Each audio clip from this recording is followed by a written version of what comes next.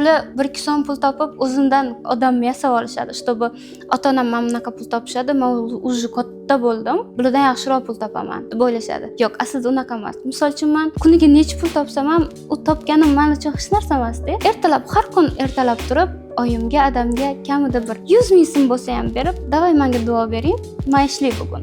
Mashina qilib ketaman. Bo'ldi qizim, sen bugun ishlaysan, bugun menimcha topasan." Ular duo beradi.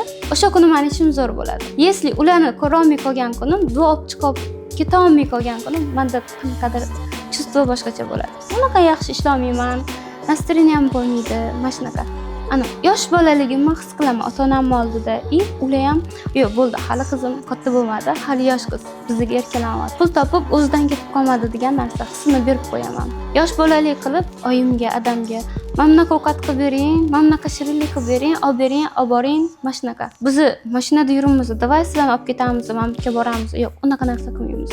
Bizda adam "Davay aylanib kelamiz", aylantirib kelaman, mana shunaqa. Kim ishxonada kelib katta xotinlar bilan ishlaymanmi? Hammaga katta maslahatlar beramanmi? Men o'sha ishxonadan bir qadam chiqdim, o'sha yosh bolaman. O'sha men qiz bolaman, o'tda kichkina qiz bolaman.